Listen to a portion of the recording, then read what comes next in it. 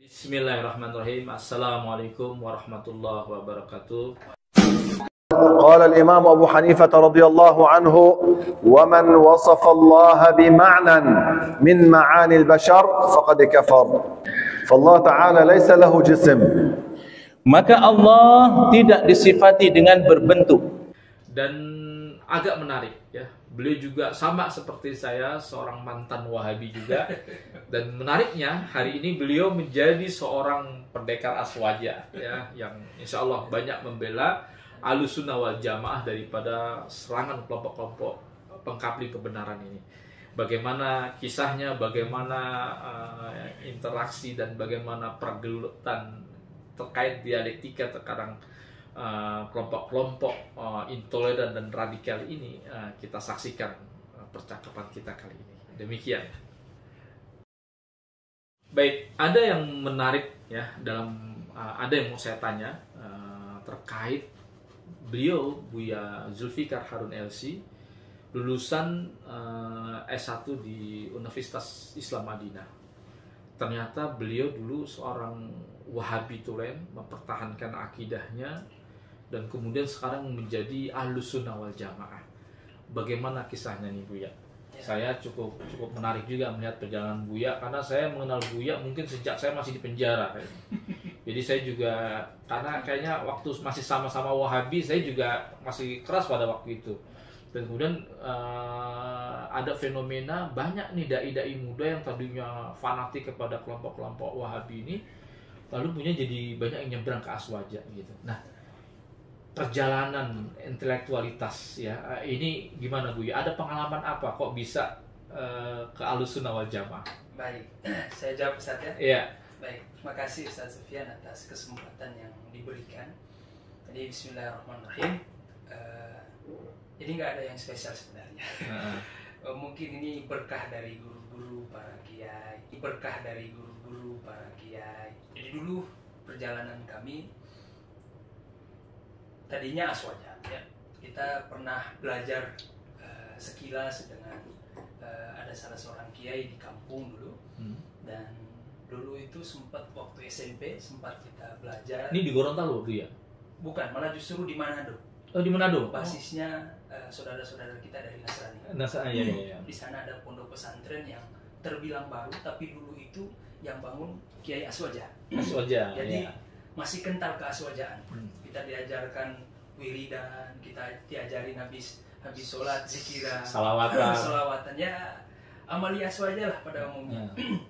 Sampai kemudian pada saat itu karena kekurangan pengasuh pondok, akhirnya kiai ini meminta bantuan. Jadi membuka lowongan pengajar sekaligus pengasuh. Akhirnya ada salah seorang ustadz di Manado pada saat itu, lulusan Madinah, dan memang kental Wahabinya. Kita nggak perlu sebut namanya, nggak perlu sebut merek. Nah, disitulah mulai kita terpengaruh. Karena memang ya namanya anak muda ya. Anak muda ya. Iya, anak muda semangat, wah ini kayaknya yang paling Hal yang baru nih ya. Iya, anti mainstream. Wah ini kayaknya ini. Akhirnya dari situlah ya, sejak SMP itu kita mulai menggeluti pemikiran Wahabi sampai kita benar-benar merasuk sampai ke darah daging. Jadi bukan cuma sekedar belajar biasa. Yeah. Kita belajar di pondok sampai kemudian kita sempat ikut beberapa lomba-lomba baca kitab mewakili Sulawesi Utara pada saat itu. Jadi bukan santri biasa, tapi santri yang alhamdulillah kita aktif di kegiatan baca kitab. Disitulah awal titik balik kita tertarik dengan Wahabi. Sampai terus kita mendalami sampai kemudian kita kuliah di Makassar pada saat itu. Dan memang tempat kuliahnya basis Wahabi. Wah, Wahabi ya. Wahabi, kental.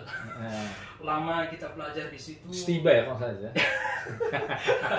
Iya. Ya, Oke. Stiba Makassar pada saat itu. Kita belajar terus sampai kemudian nggak nanggung-nanggung, kita benar-benar cari cara bagaimana supaya bisa lulus Madinah. Karena memang referensi teman-teman Wahabi kan Madinah. Iya. Dikit-dikit Madinah. Akhirnya kita benar-benar Wahabi. Iya. Nah, kita mendaftar. Itu waktu di Stiba itu termasuk sekelas S1 atau? Iya, S1 karena S1. kampus. kampus. Kampus. Berarti LC di situ ya? Ya kalau setara dengan Setara ya? LC. Biasa akidahnya, Akidah. rububiyah, uluhiyah, Iya. asma wa sifat. Ya. Fikihnya pakai fikih tarji gitu. Bukan. Bahkan di Istiqbal itu kita diajarkan akidahnya Syekh Muhammad bin Abdul Wahab. Allah yarham. Ya, pakai Saleh Fauzan nggak Usul Bukhara Salasa. tahu. Itu mah lewat itu. Lewat syubhat. Ya, kita udah sampai kitab-kitabnya Syekh Ibnu Taimiyah kita pelajari. Ya. Kita dalami. Wah, disitulah kemudian kita semangat untuk coba mendaftar ke Madinah dan Madinah? alhamdulillah kita lulus. Ya. Buya ngomong-ngomong kelahiran tahun berapa? Saya 94. 94 ya. 94. Berarti sekarang sudah sekitar 28 tahun. Masih muda sekali dia gitu. Tapi muda. Terus habis itu lulus ceritanya di Madinah. Baik, kita lulus di Madinah dan kita belajar benar-benar sungguh-sungguh kita belajar di sana sampai justru kita terpanggil untuk menjadi aswaja di Madinah. Di tempat Wahabi. Nah, entry point-nya di mana? Nah. tuh? Gimana sih Teh Buya? Kok bisa tertarik? Seharusnya kalau udah S1 Madinah itu waduh, kuat sekali gitu kan gitu. Kok malah jadi berubah. Jadi ketika kita lulus di Madinah, kita memilih untuk masuk jurusan syariah. Syariah. Ya, jadi anti mainstream lah. Mm-mm. Nah, justru jurusan syariah ini agak beda dengan jurusan yang lain. Ya. Ya, dari dosen-dosennya, kemudian kurikulum pembelajaran di sana agak beda. Ya. Kalau jurusan hadis itu memang kental banget. Ya, akidah Wahabi harus diajarkan di situ. Jurusan dakwah juga begitu. Nah, ketika kita masuk di jurusan syariah, kita kaget dengan kitab-kitab baru yang mungkin baru menurut kita. Ya. Apalagi basic syariah, ada usul fikih, kemudian ada ilmu tafsir dan sebagainya. Ya. Termasuk ilmu mantik. Nah, ini yang membuat kita kok ada ilmu ini. Ya, gitu. Akhirnya merasa terpanggil untuk sungguh-sungguh mempelajari ini dalam rangka menguatkan akidah Wahabi. Niatnya gitu. Sampai kemudian ketemu beberapa masyayikh yang masya Allah luar biasa. Ya, nggak perlu kita sebut di sini lah ya beliau. Ya, karena memang beliau menyembunyikan. Jadi sebenarnya bukan Wahabi. Beliau bukan Wahabi tapi aswaja. Ya, aswaja tapi malu-malu. Jadi dia nggak mau secara terang-terangan frontal untuk menyampaikan itu. Tapi kita menemukan sebuah fakta. Ternyata para masyayikh yang ngajarin kita di jurusan syariah itu sangat moderat, sangat masya Allah lah, ya pertengahan lah. Ya. Bahkan justru ketika kita waktu masih di Istiqbal, yang dimana corak fikihnya adalah tarjih, ketika kita sampai di sana nggak kepake. Nggak kepake, metode tarjih itu nggak kepake oleh para masyayikh. Ya. Yang termasuk yang merubah pemikiran saya, ya salah satunya terhadap fikih ya. Kalau kita kan dulu Wahabi, mungkin Ustaz Sofyan masih tahu ya. Fikihnya fikih tarjih. Dalil mana yang sahih, itu yang kita ingat. Padahal kalau kita bicara tarjih, sangat subjektif banget. Iya, sangat subjektif. Rojih menurut Syekh bin Bas belum tentu. Rojih menurut Syekh Utsaimin gitu, sangat ini sekali gitu. Sampai kemudian beliaulah yang menyadarkan kita. Itu kalau saya ingat itu namanya Syekh Abdullah Az-Zahid. Itu beliau salah seorang syekh sesepuh ya, udah tua kasihan. Semoga beliau masih hidup. Dan itu pentahqiq kitab Bidayatul Mujtahid karya Imam Ibnu Rushd dia ya. Al-Maliki. Ya. Kata beliau begini, pengantar sebelum beliau mengajarkan kita kitab Bidayatul Mujtahid itu yang dimana kitab ini basicnya adalah muqaranah, perbandingan mazhab. Malah justru beliau tidak mentarjih. Beliau bahkan memberikan pesan ke kita begini, kalau kalian mau jadi faqih, ya, jangan pakai metode tarjih. Ya. Justru, ya, modal utama seseorang itu menjadi faqih adalah dia mempelajari mazhab lebih dahulu yang sesuai dengan mazhab yang dianut oleh negaranya. Ya. Menarik. Di situ kita kayak dihantam, kayak ditampar di siang bolong. Kayak ditampar benar-benar. Wah, ini kok kayak beda ya. Pada hari ini kan rujukan kita di Madinah ini kan rujukan teman-teman salafi. Ini kok beda ya. Malah justru kita diajarkan sebaliknya untuk bermadhab, yang dimana kita selalu mengatakan kembali kepada Al-Quran dan Sunnah. Mazhab kita adalah Al-Quran dan Sunnah. Saya rasa Quran Sunnahnya sudah pasti benar. Hanya kemudian cara memahami kita terhadap Quran Sunnah itu yang jadi masalah gitu. Belum tentu benar. Belum tentu benar kan. Nah, gitu. ini yang membuat waduh, kita mikir-mikir lagi.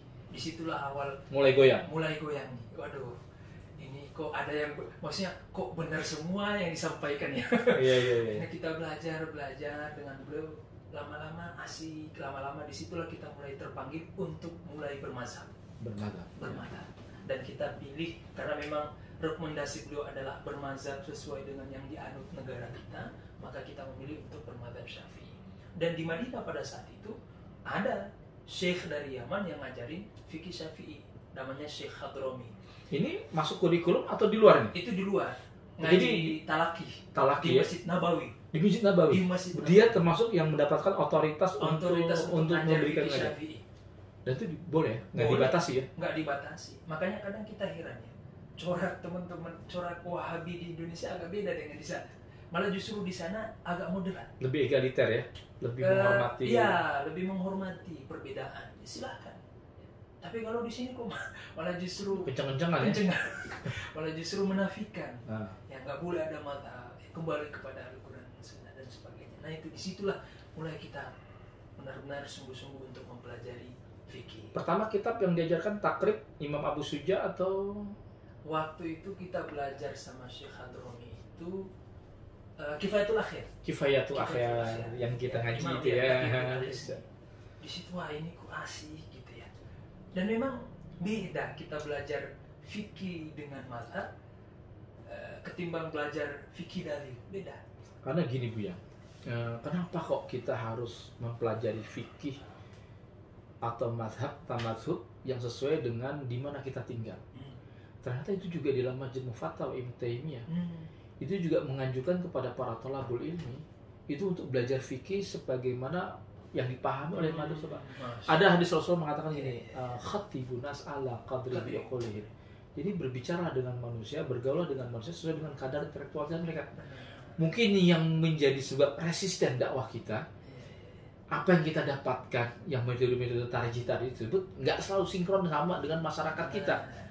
Walaupun sebetulnya dalam mazhab juga bukan berarti kita membuat aliran jadi kita fanatik gitu. Dan inilah yang saya rasa fenomena yang terjadi hari ini.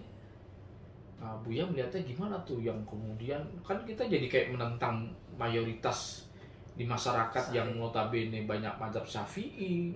Lalu kita membuat mungkin pendapat-pendapat yang syadz tuh Buya tuh. Benar. Jadi benar yang disampaikan Ustaz Sufyan tadi ya, dengan membawa hadis Nabi khatibun nas ala qadri uqulihim, itu seharusnya dalil satu ini seharusnya sudah cukup untuk menguatkan bahwa justru yang ideal itu adalah bermazhab. Justru kalau kita nggak bermazhab cari masalah Bu ya. Malah justru lebih rentan terjatuh kepada kesesatan. Iya. Karena berangkat dari hadis itu, dan juga kalau kita bandingkan dengan hadis Nabi yang lain, di mana kata Nabi, berpegang teguhlah alaikum bisunnati, berpegang teguhlah kalian kepada sunnahku. Tapi Rasulullah nggak berhenti di situ. Ada lanjutan lagi, apa itu? Wa sunnati khulafa'ir rasyidin al-mahdiyyin. Dan berpegang teguhlah dengan sunnah para sahabat-sahabatku. Nah, menjadi pertanyaan, sunnah sahabat Nabi kayak gimana? Apakah mereka satu suara atau justru ada perbedaan dialektika di sana? Menghargai perbedaan. Justru kalau kita lihat mazhabnya para sahabat, sunnahnya para sahabat-sahabat Nabi adalah menghargai perbedaan, menjunjung tinggi perbedaan. Itu. Bagaimana kita bisa lihat sikapnya Sayyidina Abu Bakar As-Siddiq dengan Sayyidina Umar yang berbeda. Misalnya kalau kita ngasih contoh aja tentang pembukuan Al-Quran, itu kan nggak ada di zaman Nabi. Nggak ada. Ya, maksudnya disusun secara dari tersusun rapi gitu. Dulu di zaman Nabi masih berupa selebaran, masih berantakan, dan itu pun kadang kita dapati tertulis di tulang ya, atau di gading dan sebagainya. Iya, di kulit binatang. Benar, berantakan. Sampai kemudian Sayyidina Umar merasa terpanggil untuk coba kita bukukan, karena beliau melihat, wah nanti ke depan ini bisa jadi kalau seandainya Al-Quran itu tidak dibukukan, bisa jadi Al-Quran tidak akan sampai kepada kita. Itu kalau nggak salah berangkat dari banyaknya para qurra. Benar, yang meninggal dalam peperangan di Yamamah kalau nggak salah. Benar. Hafid-hafid orang meninggal semua, nih gimana nanti Al-Quran? Dari kekhawatiran itulah kemudian beliau coba mengusulkan kepada Sayyidina Abu Bakar As-Siddiq yang pada saat itu menjadi pengganti Nabi, khalifah. Iya. Dan Itu Sayyidina Abu Bakar As-Siddiq waktu diberikan usulan itu sempat menolak. karena ini bid'ah nih. Ya, beliau paham bahwa ini nggak pernah dilakukan oleh Nabi. Iya. Tapi kata beliau apa? Innahu khair, kata Sayyidina Umar. Ini baik loh. Nah, dari sikap perbedaan inilah bisa kita tarik satu kesimpulan. Iya. Ternyata sunnahnya para sahabat Nabi itu tetap ada perbedaan pandangan, tapi saling menghormati. Bukan justru saling mengklaim yang paling benar. Iya. Itu masuk kepada bab maslahah wal mursalah. Nah, itu. Makanya Nggak ada dalam teks Iya. di nas maupun di athar, tapi ternyata sesuatu hal yang Dan baru. itu Al-Quran Sunnah Iya. banget. Karena ya di itu tuh Buya. Menarik itu. Nah, Buya, ini kembali tadi apa yang Buya katakan fikih. Kita ini boleh sambil Oh, sambil minum, sambil Bisa minum. ya? Nah, Bismillah. jadi ada istilah kata Sufyan bin Uyainah, al haditsu mudilatun ila Ya, fuqaha. sahih. Hadis itu bisa menyesatkan Menyesatkan. kecuali bagi ahli fikih. Artinya ternyata tadi kita juga ngaji dengan Kiai Ahmad Marwazi, bagaimana sebetulnya para ulama memandang sebuah hadis itu juga berbeda-beda. Ya. Sampai kemudian para ulama-ulama tabi'in seperti siapa namanya Ishaq bin Ruwai, kemudian ada siapa sebenarnya Imam siapa Laits Abu Sa'ad yang katanya lebih alim bahkan daripada Imam Maliki gitu. Tapi kemudian beliau berpendapat yang sangat luar biasa. Artinya gini, kata para ulama, hadis nas yang dipahami oleh para mujtahid ulama itu lebih disukai oleh para salaf Benar. ketimbang cara kita memahami Quran Sunnah. Karena nanti ada aja kan kembali kepada Quran Sunnah. Yusuf Qaradawi ternyata pernah membahas tentang fenomena terkait pemikiran ekstrim dengan istilah madrasatul az-zahiri al-judud. Jadi madrasah-madrasah yang kayak tekstualis gitu. Karena ternyata bahaya katanya memahami Quran Sunnah begitu letterlock, begitu apa adanya. Karena di situ banyak nasah langsung, ada makna nafas mutlak muqayyad, mana zahir muawwal. Saya rasa ini ada betulnya nih Buya nih. Itu juga yang kemudian membuat kita juga banyak tersentak, akhirnya sadar ternyata pemikiran Quran dan As-Sunnah yang kelihatannya menarik tapi sebetulnya ini agak-agak nyesatin nih. Karena masing-masing kita berbeda pemahaman kita terhadap Quran dan Sunnah, dan dibutuhkan ilmu-ilmu alat untuk bisa memahami asal. Ini bagaimana Buya pandangan? Karena ini udah jadi tren di kalangan anak-anak muda. Yuk kita kembali pada Quran Sunnah. Tapi justru malah banyak kesalahan orang. Ya gimana Buya melihat fenomena ini? Itu benar yang disampaikan Ustaz Sufyan bahwa al-ahaditsu mudillatun ila fuqaha, itu benar sekali. Ya. Karena sinkron dengan ayat di dalam Al-Qur'an. Kata Allah apa? Fas'alu ahla dzikri in kuntum la ta'lamun. Jadi kalau kita pakai pemahaman kita, justru itulah yang dengan ro'yu. Kalau dengan pemahaman para ulama kita, itu bukan ro'yu. Makanya Nabi itu mewariskan kepada sahabat Nabi, mewariskan kepada umat, itu bukan cuma Al-Quran dan Sunnah, tapi juga pemahaman di balik Al-Quran dan Sunnah. Betul. Dan itu terlihat jelas ketika Nabi menyikapi perbedaan di antara para sahabat Nabi. Ketika Nabi di dalam satu kesempatan pada saat itu kalau nggak salah ingin berperang, dan beliau keluar dari Madinah, sampai kata Nabi apa? La yusalliyanna ahadukum la yusalliyanna ahadukum al-asr illa fi baitihi. Dua sahabat kan pecah pada saat itu. Jadi ada sahabat A yang memahami secara tekstual, ada sahabat Nabi yang lain juga memahami mentakwil. Di balik itu mentakwil. Maksudnya harus buru-buru gitu. Ya, jadi yang satu memahami, wah berarti ini benar-benar larangan. Kalau gitu nggak usah sholat asar di sini. Iya. Sholat asar nanti di sana. Sahabat yang lain yang juga luar biasa hebatnya, mereka justru memahami kebalik, bahwa oh ini pesannya adalah bersegera. Jadi boleh dong sholat asar di sini. Dan Nabi nggak marah. Dan Nabi tidak menyalahkan kedua. Iya, di antara keduanya. Ya, tapi Nabi mengatakan apa? Aqrabul sunnah ini. Yang pertama, bahwa itu bukan larangan, tapi pesan untuk buru-buru bersegera. Makanya mereka sholat asar di sini. Dan Nabi mengatakan secara sikap, secara takrib, aqrab, lebih benar. Berarti toh ada hal yang luar biasa juga yang tidak kalah penting selain Nabi mewariskan Al-Quran dan Sunnah adalah pemahaman di balik Al-Quran dan Sunnah, karena ini yang paling penting. Makanya Allah memerintahkan kita untuk merujuk pemahaman para ulama kita. Karena Nabi warasatul anbiya, warasatul anbiya, ulama warasatul anbiya lah kita. Warasa siapa? Ulama itu pewaris Nabi, dan mustahil para ulama itu bersepakat di atas kesesatan. Itu satu rekomendasi dari Nabi, satu jaminan dari Nabi, ya, bahwa ulama itu tidak akan pernah bersepakat dalam kesesatan. Inna ummati lan tajtami'u ala dhalalatin. Dan itu satu rekomendasi yang luar biasa. Jadi kalau kita ingin selamat, itu bukan merujuk kepada Al-Quran dan Sunnah langsung, tapi merujuk kepada pemahaman ulama kita terhadap Al-Quran dan Sunnah. Itu yang betul. Maka ada istilahnya idza ra'aitum ikhtilafan fa'alaikum bi suadul a'dham itu ya. Kalau kalian melihat perbedaan di kalangan Islam, pegang yang mayoritas gitu. Artinya bersama kaum muslimin secara mayoritas gitu. Jadi sebenarnya kita nggak kemana-mana, nggak perlu diajak, ayo kembali kepada Al-Quran dan Sunnah. Kita nggak kemana-mana, kita tetap bersama Al-Quran dan Sunnah. Betul. Ya. Baik, Nastamir, kita off dulu, nanti kita lanjutin. Allah adalah hakikat yang berdiri sendiri. Laisa kamitslihi syai'. Beliau tidak butuh sekutu kemudian.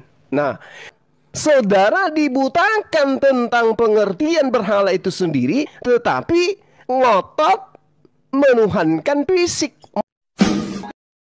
Wa idza nudiya lis-salati yaumul jum'ah wa ma utitum minal ilmi illa qalil. This man cannot read.